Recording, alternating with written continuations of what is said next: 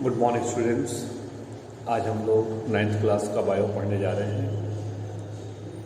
Wide wave fallen हम लोग पढ़ रहे थे। इसमें से हम लोग कम्युनिकेबल डिजीज़ पढ़ रहे थे। कम्युनिकेबल डिजीज़ के विषय में एजेंट पढ़ चुके, मोड ऑफ स्प्रेड पढ़ चुके, साइन सिम्टम्स पढ़ चुके। अब हम लोग इसमें देखने जा रहे हैं कि मोड ऑफ ट्रीटमेंट और मोड ऑफ कंट्रोल क्या है, किस प्रकार से हम डिजीज़ को प्रिवेंट करेंगे और किस प्रकार से इसको कंट्रोल करेंगे। तो सबसे पहले आते हैं मोड ऑफ ट्रीटमेंट। अगर डिजीज हो जाए, साइन और सिम्टम्स आने लगे, जो हम लोग पिछले क्लास में देख चुके हैं कि किस प्रकार से जर्म्स बॉडी के भीतर में एंटर करते हैं, किस ऑर्गन को अफेक्ट करते हैं, वहाँ से क्या साइन और सिम्टम्स आते हैं। तो अगर साइन और सिम्टम्स आने लगे तो फिर हम लोग किस प्रकार से इसको ट्रीट करते हैं। तो ट्रीटमेंट के लिए दो मेथड होता है। एक मेथड होता है जनरल मेथड,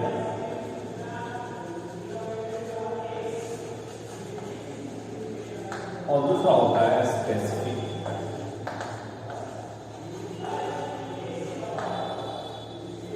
जनरल मेथड या आप इसको कह सकते हैं सिम्टम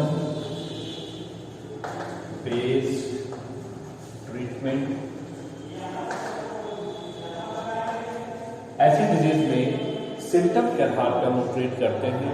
जो भी सिम्टम्स आते हैं उन सिम्टम्स को कंट्रोल करने की कोशिश करते हैं, और इसके बाद स्पेसिफिक होता है या germ based treatment.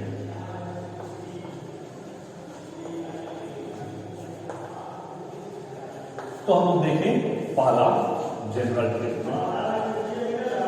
General method या symptom based method. Symptom based treatment. इस सिम्टम बेस्ड ट्रीटमेंट में जब डॉक्टर के पास जाते हैं, अपने सिम्टम्स को बताते हैं, डॉक्टर सिम्टम्स के आधार पे कुछ मेडिसिन प्रिस्क्राइब करते हैं। जैसे अगर फीवर हो तो फीवर को, बॉडी टेम्परेचर को लो डाउन करने के लिए वह एंटीपायरेटिक का इस्तेमाल करता है। यह एंटीपायरेटिक एक ऐसा केमिकल है जो लोअर्स बॉडी टेम्परेचर, जो बॉडी टेम्परेचर को कम कर देता है। तो इस प्रकार से बुखार से हमको कुछ मुक्ति मिल जाती है। लेकिन जर्म्स अगर कंटिन्यूअस ग्रो कर रहे हैं, कंटिन्यूअस हीट प्रोड्यूस कर रहे हैं, तो फिर से बुखार होता रहेगा। या एंटीपायरेटिक यह सिर्फ बॉडी के टेम्परेचर को कम कर देता है।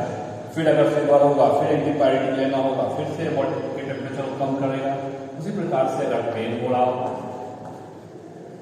जर्म्स के आपस में इंट्रैक्शन के फलस्वरूप, जर्म्स का एंटीबॉडीज के साथ इंट्रैक्शन के फलस्वरूप पेन अगर होता है, वहाँ पे पस का फॉर्मेशन होता है, वहाँ पे उन दोनों की फाइटिंग होती है। तो अगर पेन का फॉर्मेशन होता है, इस पेन को कम करने के लिए एनाल्जेसिक का इस्तेमाल करते हैं या लोअर द बॉडी पेन। तो इस प्रकार से different chemicals, different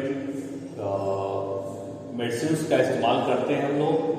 general method है या सिम्टम बेस्ड ट्रीटमेंट है, जो खास सिम्टम्स होते हैं, सिम्टम्स को कंट्रोल करने के लिए। इसके बाद आता है स्पेसिफिक मेथड या इसको हम लोग कहते हैं जर्म बेस्ड ट्रीटमेंट। ऐसे कंडीशन में हम लोग जर्म्स को कंट्रोल करते हैं, जर्म्स को ट्रीट करते हैं। देखें किस प्रकार से हम लोग जर्म्स को कंट्रोल करते हैं या ट्रीट करते हैं। सेकेंड, स्पेसिफिक मेथड या इसको हम लोग बोलते हैं जर्म बेस्ड ट्रीटमेंट।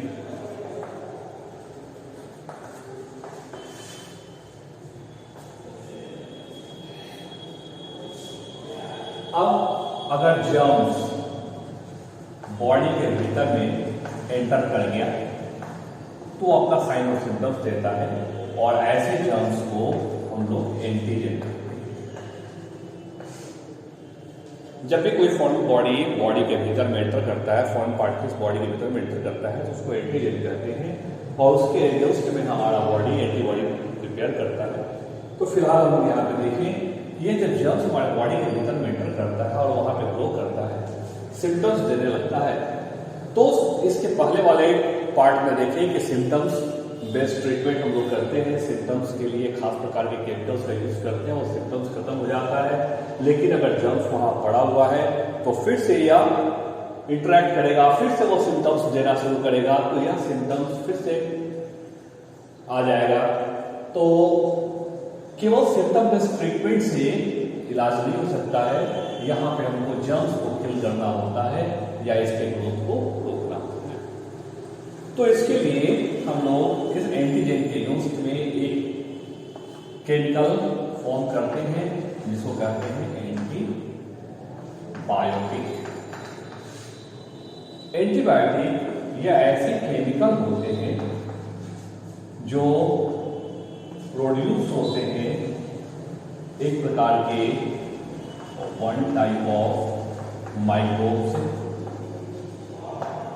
और ये किल कर देते हैं और inhibit growth of other kind of microbes. तो इसको एंटीबायोटिक कहते हैं। Anti means against, biotic means life. तो ऐसे केमिकल जो एक प्रकार के माइक्रोब से उत्पन्न हो, प्रोड्यूस किए जाए और दूसरे प्रकार के माइक्रोब्स के ग्रोथ को रोक दे या उसको किल कर दे। सबसे पहला एंटीबायोटिक अलेक्जेंडर फ्लेमिंग के द्वारा बनाया गया था। वास्तव में जब बैक्टीरिया के ग्रोथ पे वर्क कर रहे थे पेट्री डिस्क में या कुछ बैक्टीरिया को ग्रो करा रहे थे, अचानक देखे कि ग्रोथ बंद हो गया। बहुत ध्यान से देखे तो पाए कि यहाँ पे एक स्पोर आया हुआ है। इस स्पोर को जब हटा दिए तो देखे कि फिर से बैक्टीरिया ग्रो करने लगा। फिर से इस स्पोर को रख दिए तो फिर देखे कि बैक्टीरिया का ग्रोथ बंद हो गया। तो ये पाए कि इस स्पोर के पास कुछ ऐसी केमिकल है जो इसकी ग्रोथ को रोक देता है, जिसको एंटीबायोटिक। अब यह स्पोर पेनिसिलियम नामक एक फंजाई प्लांट का था और इसलिए इससे जो केमिकल निकाला गया उसका नाम था पेनिसिलिन। तो सबसे पहला एंटीबायोटिक पेनिसिलिन था। अब यह पेनिसिलिन कैसे काम करता है? तो यह जर्म्स के ग्रोथ को या तो रोक देगा या फिर उसको किल कर देगा। तो ये काम करता है पेनिसिलिन। तो ये एंटीबायोटिक होता है जो एंटीजन के अगेंस्ट में वर्क करता है। तो ये स्पेसिफिक ट्रीटमेंट है। अब हम लोग देखें कि कुछ खास प्रकार के एंटीबायोटिक्स किस प्रकार से कंट्रोल करते हैं, किस प्रकार से इंटरेक्ट करते हैं, किस प्रकार से डिजीज को ट्रीट करते हैं। तो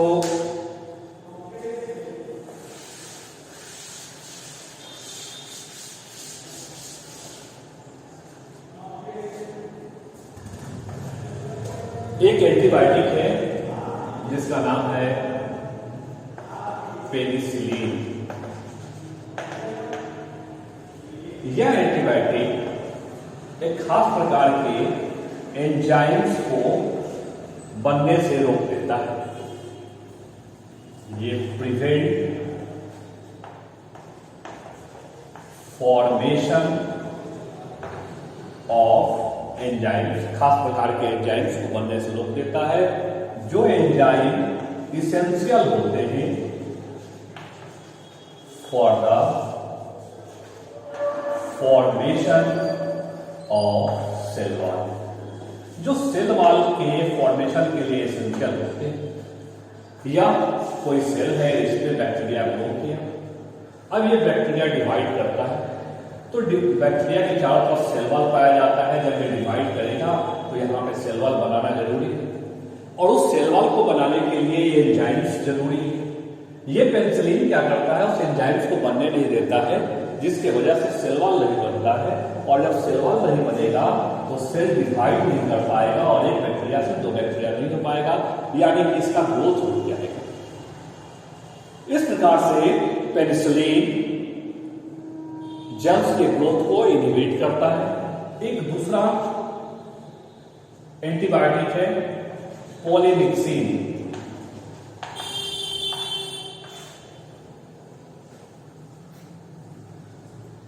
यह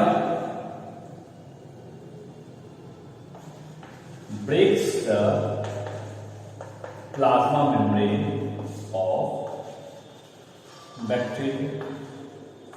तो बैक्टीरिया के प्लाज्मा मेम्ब्रेन को यह ब्रेक कर देता है। यह सेल है, सेल में बैक्टीरिया है, बैक्टीरिया के भीतर में यहाँ पे ऐसे प्लाज्मा मेम्ब्रेन होता है। हम लोग जानते हैं कि जो सेल वॉल होता है वो परमेएबल होता है, इसके भीतर जो केमिकल है वह केमिकल या प्लाज्मा मेम्ब्रेन से जुड़ा हुआ होता है और इसलिए बाहर नहीं निकल पाता है।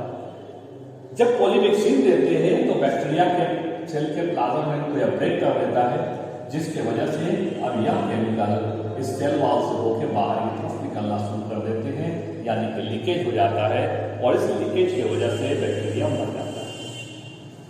तो यहाँ पे हम देखें कि इसके ग्रोथ को इनहिबिट कर दिया, रोक दिया, और यहाँ पे देखें कि उस बैक्टीरिया को किल कर दिया प्लाज्मा मेम्ब्रेन को लीक करा के।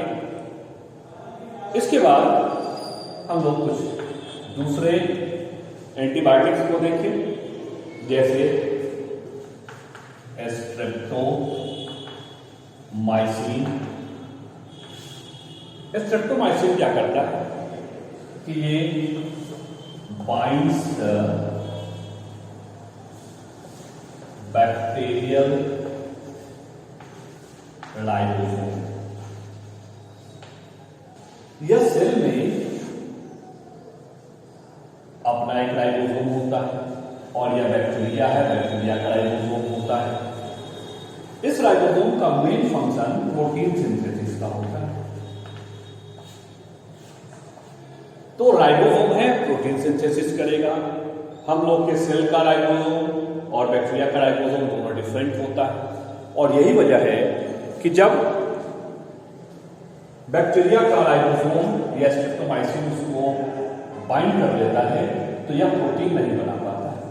और ये जो प्रोटीन होता है एक मैसेज होता है, एक सेंटेंस होता है, एक मीनिंग होता है, जो एक खास प्रकार का कैरेक्टर शो करता है।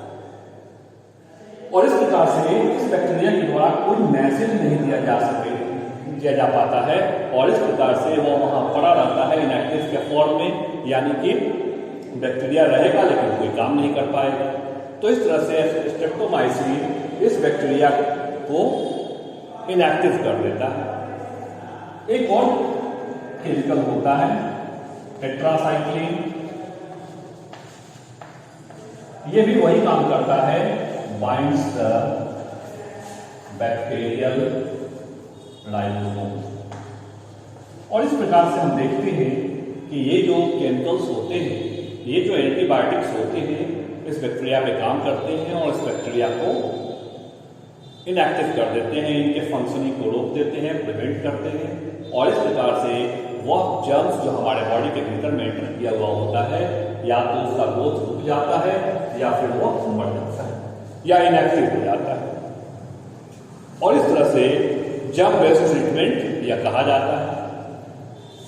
अब यहाँ पे कभी कभी क्या होता है